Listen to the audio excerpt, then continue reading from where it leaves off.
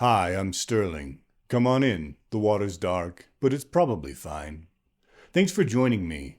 This is a story about how life goes on, and maybe so does undeath. It is titled Post-Mortem Pizza. Been 10 years since the zombie bit some poor bastard on national TV. First of many. Been a half-ass apocalypse, but my manager didn't care, still doesn't. We stayed in business this whole time. See, I work for Domino's, and zombies have terrible fucking taste in pizza. Look, I was gonna quit this job before the dead started walking around. Was this close to having all my ducks lined up in a row, and then bam, no more jobs. For most people, anyway, it wasn't really a complete apocalypse. Society limped on, kinda. Zombies, along with their bad taste in Italian-American staples, are real dumb. Honestly, it was probably a good thing for the species. A lot of stupid and inattentive people got eaten up. But yeah, I know, that joke's in worse taste than the pizza. I lost some good people close to me. We all did. Humor, you know, you cope how you can. Anyway, it was definitely looking like no more jobs for me. At least no more moving up kind of jobs for a guy barely into his 20s with no prior experience besides delivery for America's bottom shelf pizza chain. And technically, that's still the only experience I got, but driving pizzas out to places over the last 10 years, that's all kind of skills I can put on a resume. Besides obvious stuff like making snap headshots, I got defensive driving skills like you wouldn't believe. Defensive against zombies, I mean. How do we stay in business? Nah, I'm not going to play around. You already guessed it from the very first thing I told you. But they don't have any money. Wrong. They're dumb, but not totally brain dead. They remember that they're hungry, and they know they're not well, and they remember what they always did when hungry and not feeling up to much, you know?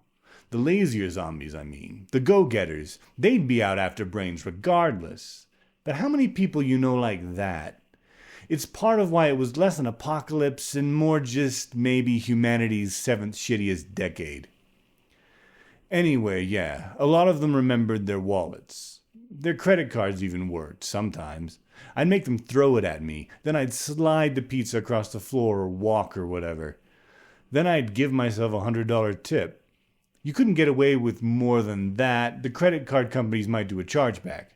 Oh, you'd better believe they stayed in business the whole time, along with the IRS. Certain people gonna get paid. That's just the law of the universe. A few paid cash, but only in the beginning. They weren't bright enough to use an ATM, and they weren't getting any brighter with time. Yeah, there were fresh ones, but fewer and fewer after the first big wave. So how'd we stay in business? Easy. If we could, we'd just take shit from their houses while they were busy chowing down. The Supreme Court ruled the practice legal about 3 years into the whole thing. Sometimes you could make a deal with a nearby razor wire commune. They'd have bounties out for nearby zombie troublemakers. You show up, announce it's a pizza delivery, they don't remember they didn't make an order, and even if they do, it's generally too much temptation not to accept. Obviously, Captain Shambles gets distracted once he gets his cardboard crust and ketchup-like sauce going down his gullet, so you can just walk right up and shoot him right in the head. That was the easy part. The hacksaw I had to carry to make sure I could prove I'd done the deed? That I don't care to remember.